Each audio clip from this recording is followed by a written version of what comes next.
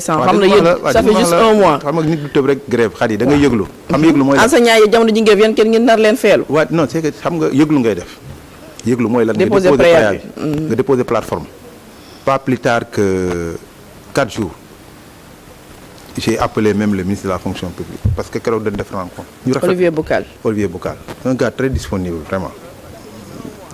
ñu waxtaan ñu magnifier moom ouverture am ak lépp ak li muy def mais ma ne ko il faut tamit bu nu wootee ñu waxtaan bu nu génnee ci waxtaan da nga fexe yow ba liñ fi conclure ñu bañ a toogaat nit ñi di génnaat di leen ko laaj li ci jiitu mooy lan mooy nga bind la courrier ñu tontu c'est-à-dire déposé nga préavis déposé nga plateforme ñu tontu. nga jot lettre de réponse léegi xam nga léegi mu mat ñaata fan.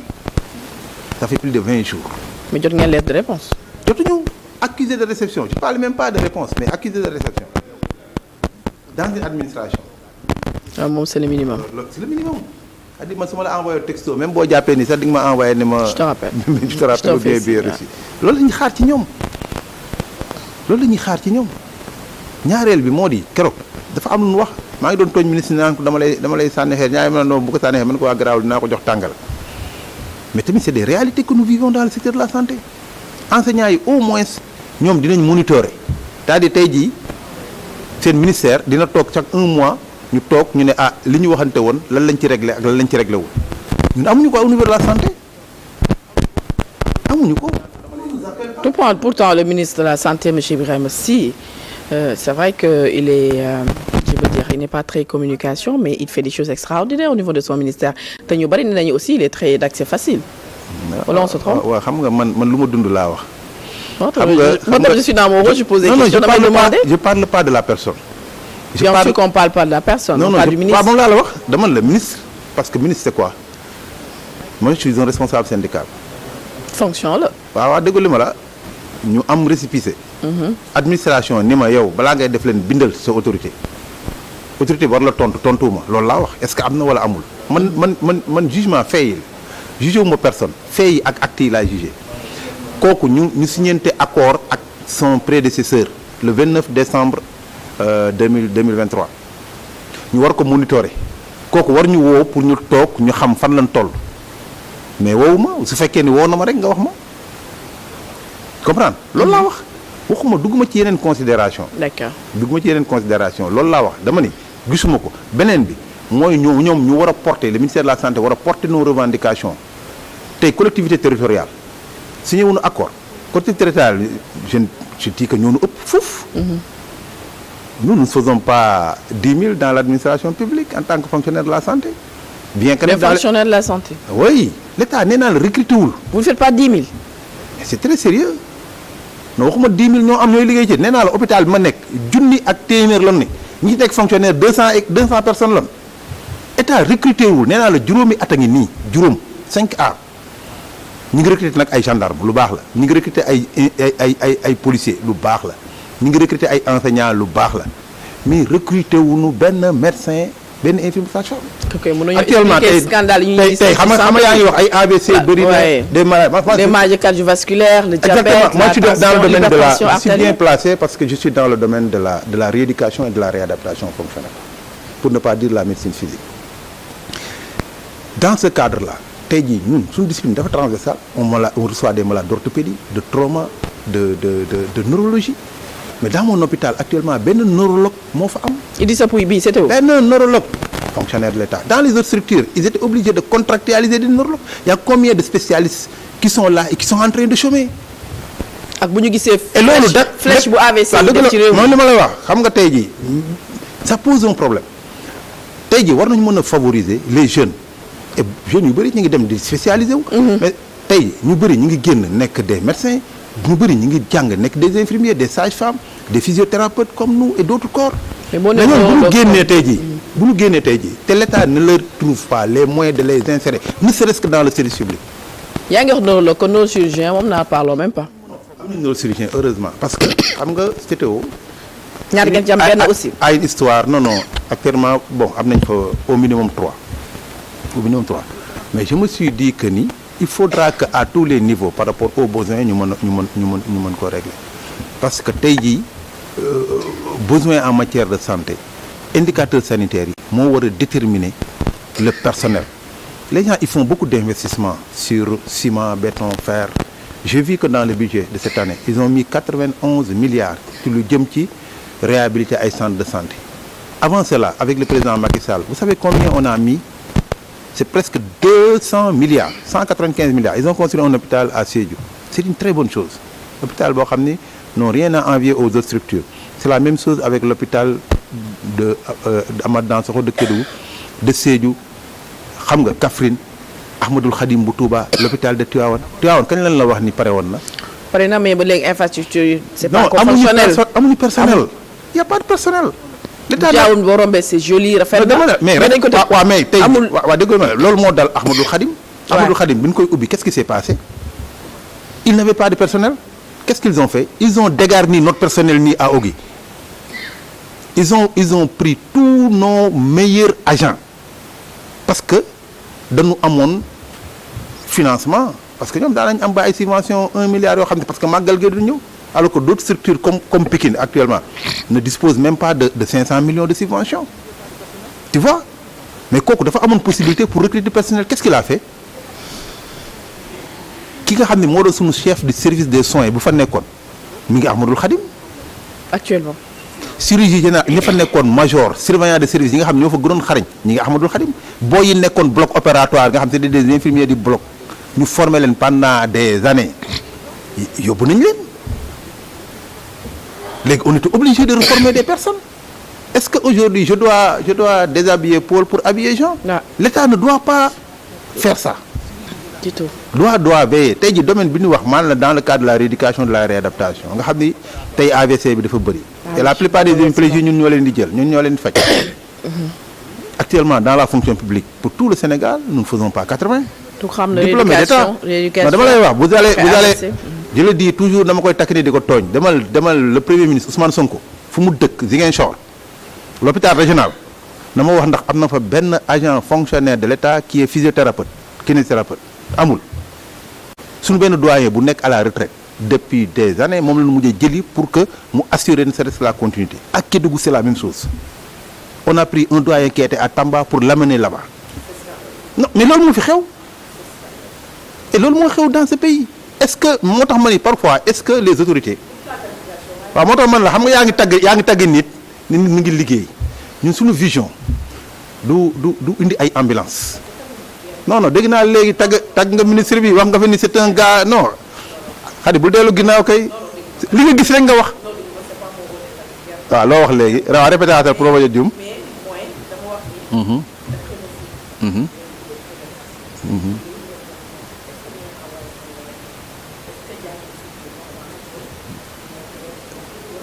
xadi man ci administration laa nekk xam nga sama nee la fonctionnaire rek agent administration laa nekkuma dans les privés administration dafa am règle xam na li ñuy jàngi li ñu war léegi loolu def yëpp def nañ ko on n'a pas reçu et on attend xam nga déposé nañ préavis le 2 bi lay jeex et demee bu ñu kenn taxaw di ñu wax ni nit ñi dañuy génnaat parce que ils ont. kon da ngeen fi nar a grévaat. ah oui xadi. ak enseignants yi di grève encore xadi ñun dama la. mais mu nekk deux secteurs yu clés mooy la santé l'éducation mais c'est parce que c'est les secteurs les plus négligés. li ma lay xadi c'est la vérité. mais signé woon ngeen fi pacte. mais stabilité pacte bi sociale pour 2 ans. 2 ans yi matagul xadi cher waaw dégg li ma la pacte xam pacte lan la mooy xam nga pacte sax lu sax ñu koy signé kaddu la mais dama lay wax pacte boobu est-ce que respecté nañ ko xadi dama la. mais yéen aussi vous aviez pris des engagements pendant 2 ans. on les a respectés xadi on les a respectés 2 ans cher. baal ma wax la pourquoi on l'a respecté. waaw mooy laay déglu. xam nga année 2025 bi 2025 bi ñu génn bi ñu commencé pacte bi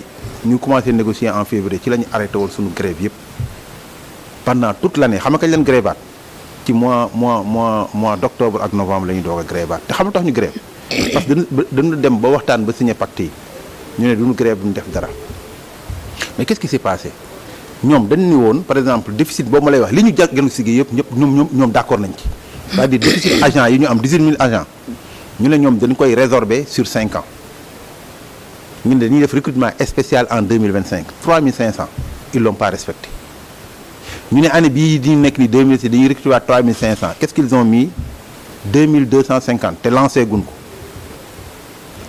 kon ku respecté wul engagement la généralisation de l'indemnisation ci pacte de stabilité sociale boobu ils ont dit que dañuy def rallonge budgétaire pour ñooñu ma lay wax pourquoi dugaloon ko ci yëf yi respecté wuñu seen engagement la signature du décret yi nga xam ne tey jii mooy yow suñu plan de carrière ba tey jii ba sànq xanaa peut-être pression conseil des ministres mais ba conseil des ministres du démb kenn signé wu ko te loolu bi ñu koy signé pacte bi c'était le 1er mai à la primature devant le premier ministre Ousmane Sonko kon xam nga du lu ndaw ñu pare génn taaluñu sax oto danoo dox dugg biir palais Diomaye recevoir nu moi j'étais au palais ils ont réitéré cela donc bu amee ku respecté wul engagement am kan la li ma la lim lépp amul leen luñ ci respecté léegi nga ne ñun après nañ toog te ñu toog 1 an yëngatuwunu c'est-à-dire 2025 bi yëpp d'accord lan mooy après léegi nga ne yow nañ toog après même affaire boobu am ñu ne léegi waa garaawul léegi dinañ leen yëgalaat ñu yëgalaat leen envoyé leen lettre ñu leen lii ngeen waxoon ak ñun bu ngeen ko respecté wul dinañ génn ñu ne leen le 2 février lay jeex waa ki la bind lettre tontu ko mais tontu amul ça pose un problème kon bu amee ku deful yoon nan wax c'est-à-dire gis nga aujourd'hui kilifa wax naa ko keroog boo ko bëggee dimbali xam nga kilifa le président lu mu mën mu ñëw conseil des ministres ne la lii ma la joxoon nii fan nga ci toll xam nga boo koy nettali ak la mu koy wax ñun duñ ko fekk mais président boo ko waxee day gëm bien que nag am na ay kii de renseignement am comprendre mais rendre service mooy président du toog joxe ay instructions pour ñu régler benn secteur mu toogaat di dégg ñooñu ñuy wax un enseignant sa place c'est à l'école. bien sûr devant les élèves enseignant bu bàyyee cré bàyyi bégam bàyyi lépp di génn dans la rue c'est parce que am na lu xew war na ko mën a déglu agent de santé son rôle c'est pas de faire la grève je vous dis xadi la moo tax ñun suñu revendication du difficile mënuñu tegle grève te mënuñu def grève totale. non c'est pas possible. musiba lay doon. ñoom dañ ko xam ci ñun ba pare yenn saa yi dañ naan ne bu ñu grévé 2 jours dinañ toogaat 2 semaines duñu grève parce que xam nañu bu ñu ko defee dinañ porter préjudice les malades. cette fois-ci après préavis bi da ngeen wax da ngeen dem le 2 février ci grève. non à partir du 2 yoon may nañu bu ñu neexee ñu ne suba dañuy génn. à partir du 3 seulement wala sur toute l'étendue du territoire. sur toute l'étendue du territoire te fa lañ jëm et cette fois-ci bu ñu génnaatee dootul génn bu ndaw. xam nga yaa ngi dégg gars yi léegi dans certains services nee na assurer tout service minimum te bu ñu demee ba gars yi radicalisé wu ce serait autre chose ce serait autre chose je ne peux pas concevoir qu'on puisse avoir un budget de la santé de l'État record mu fi am de 7000 milliards la part qui est allouée au niveau de la santé n'est que de 2,9%, même pas 3%. c'est minime loolu moom d'accord naa ak yow. demal c'est ko am santé ak problème yi ñu am léegi nii plateau médical yi ñu war a relever mais ça pose un problème moo tax man ne kan mooy dem ba toll sax parce que tourisme médical daf fi war a am kon nu mu amee ay Tunisie ak ay Maroc fa bokk loo xamante ne y a beaucoup de pays comme mu amee fii aussi tourisme ci mbirum enseignement supérieur développement mënoo ko am amuloo sécurité amuloo une bonne éducation mais amuloo la santé ñett yooyu ñooy fond mooy le fondement d'une nation dëkk bu la ko gën a jox cër day développé wu ku ko joxul cër nag doo def te santé mosuma gis jusqu'au moment où je parle nag xëy na ñii après ñu changé ñu jox cër santé man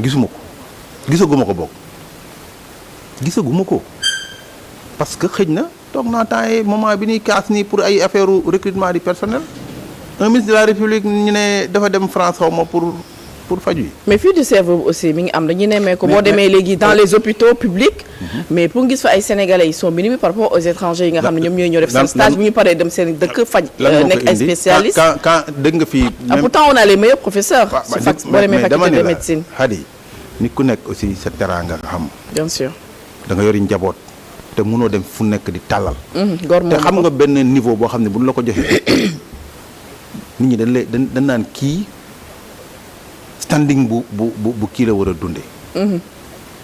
néew ma nag xew ma koy dugg car rapide wala leneen war nga am kër war nga am sa njaboot war nga am loo leen jógee mais il faut un salaire décent xale yi suñu la génneloon suñu bulletin de salaire tu te dis que ñun est-ce que lii mën nañ ko fayeeku et pourtant autour de nous on crée des agences c'est-à-dire ñëw suñu biir secteur créer fay agence jël ñoo xam ne sax bokkuñu ci ñun ils n'ont pas choisi de galérer comme nous dans l'administration publique ils n'ont pas choisi de galérer dans le secteur de la santé te ñoo leen gën a xam santé ñoo leen ëpp lijaasa ñu ñuy jiite ñu leen di fay des salaires yoo xam ne mat na 5 fois suñu salaire et la plupart c'est des personnels techniques et c'est des personnels administratifs. C'est dû à quoi cette injustice, non mais c'est de la disparité. politique non c'est de la politique et on est en train d'aller tendance.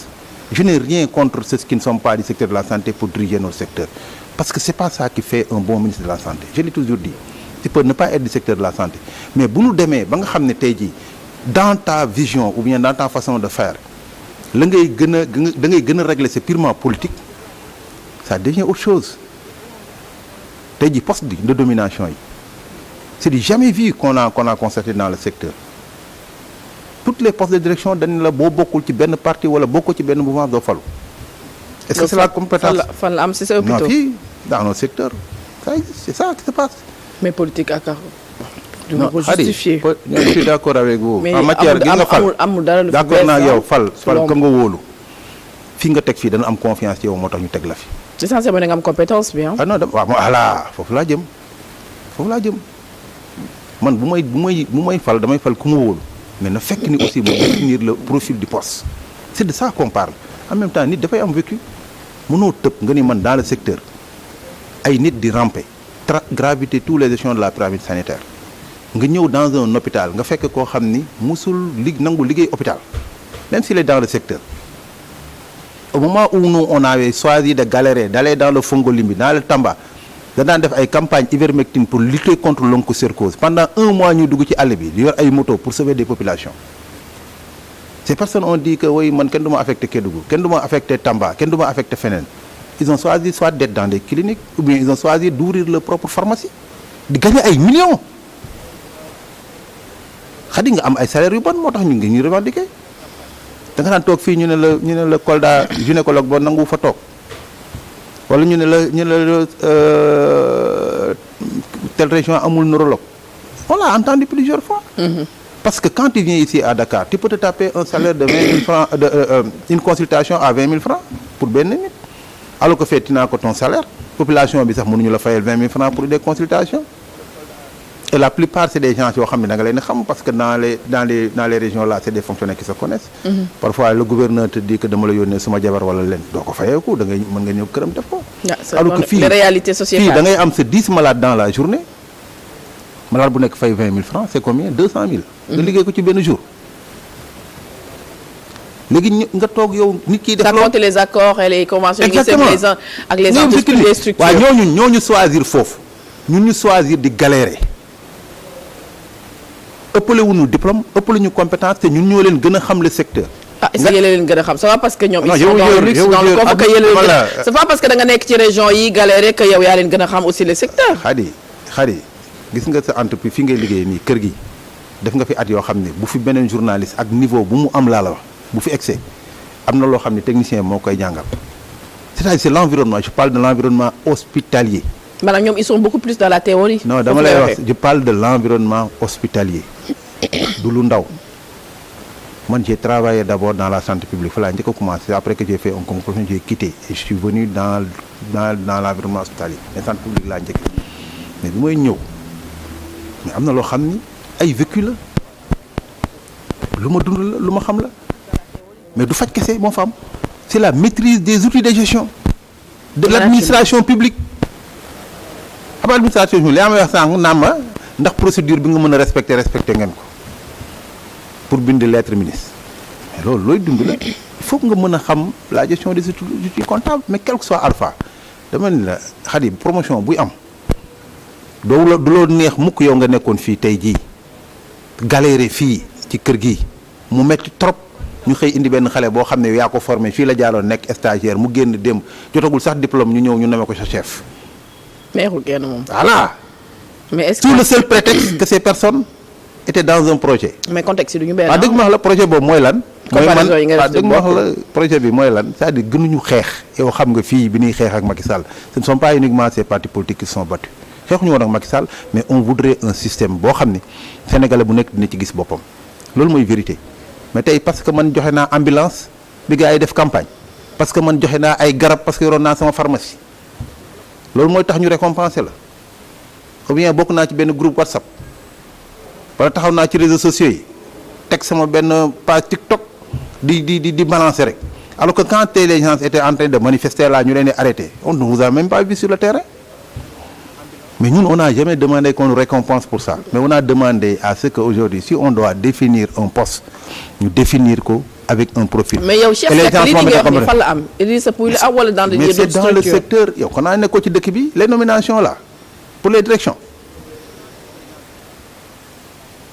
Pour l'écrasante majorité, dans le ministère de la Santé, actuellement, il y a plus d'une vingtaine de directeurs.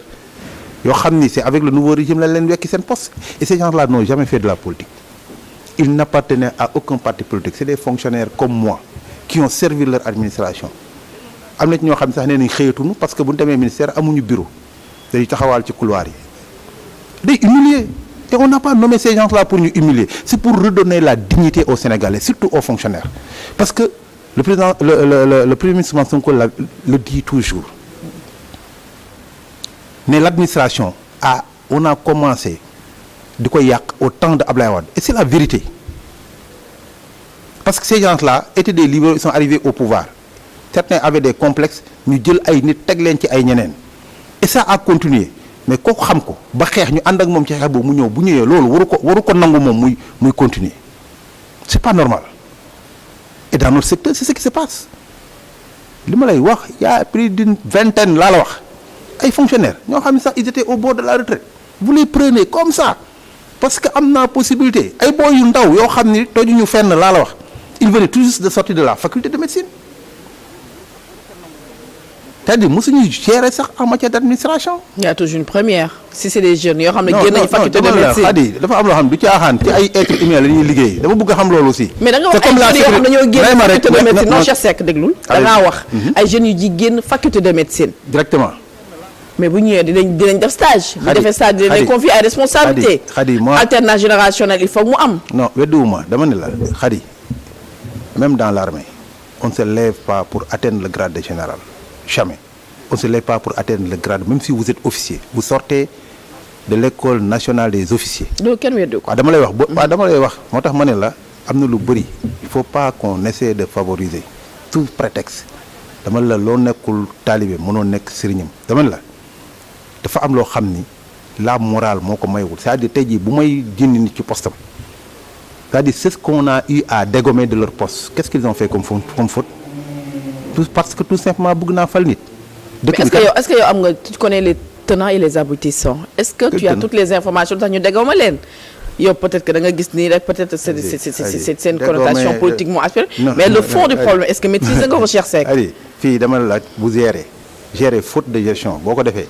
y a des sanctions yoo xam ne tegu na sa wet dama lay wax lu leer. d'accord temps bi jeex na tàkk dañu dem journal de 20h ma bàyyi la nga tàggatoo.